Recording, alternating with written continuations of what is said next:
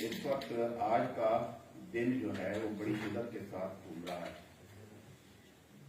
आज अगरचे हम सिंगापुर में शहादा को याद कर रहे हैं, लेकिन साथ ही साथ जो कल गजा में हुआ, जो रात गजा में हुआ और वो जो सूरत हाल थी, 130 लोग जो वहां मारे गए, उसमें मैं ये देखता हूं कि पूरा आलम इस्लाम तो शायद एक तरफ चुपके एक सहमा खड़ा है, एक तुर्किया है जो हमारे साथ मिल के उनके गम में शरीक है और उनके साथ आवाज उठा रहा है।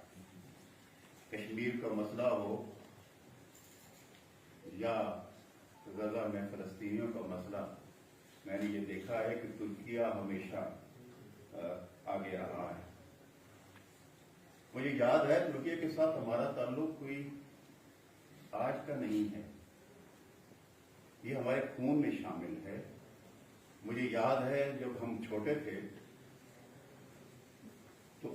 तो हमें शफीक रामपुरी की वो नज़्म सुनाई जाती थी घरों में, जिसमें वो अपने बच्चों को कह रही थी कि अपने तुर्किया के ऊपर मोहम्मद अली को मुखातिब करते हुए कि आप अपनी जान जो है वो तो खिलाफत पे दे। तब से लेके बल्कि उससे भी पहले आप देख लीजिए, हम तुर्की की तरफ देखते रहे हैं और हमारे ताल्लुकात उनके साथ रहे हैं। मैं ये समझता हूं कि जब भी कोई मौका आया बतौर खास ऐसे लम्हों में जहां हमें तुर्की की जरूरत थी, तो हमें सबसे पहले तुर्की ने अपने सीने के साथ लगाया है।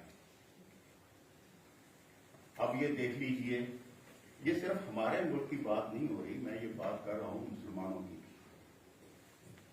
आप अगर जाते हैं, मुझे मौका मिला सऊदीया जाने का और काबा शरीफ में जाने का और मक्का में जाने का, तो मैं जिधर निगाह करता था कहीं ना कहीं तुर्की के निशानात हमें नजर आते।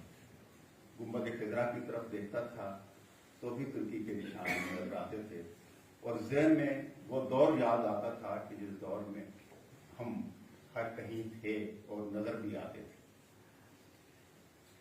एक जमाने में शबीर नोमानी साहब ने हिंदुस्तान का दौरा किया, हिंदुस्तान से गए थे तुर्किया की तरफ और कई और ममालिक की तरफ। अब्दुल हमीद दोम के जमाने में वो उन तक उनकी रसाई हुई और तब उन्हें वहां से अवार्ड दिया गया उनकी जो खिदमात हैं उसके बदले। और तब से लेकर अब तक हमें यूं लगता है कि ये अवार्ड हमें मिल रहे हैं। अभी पिछले दिनों जिंदा थे अमजद इस्लाम अमजद, तो उनको तुर्किया की तरफ से अवार्ड दिया गया। और ऐसा एक तरफ से नहीं है, ऐसा हमारी तरफ से भी है। हम भी मौका देखते हैं कोई भी तो उस पर देखते हैं।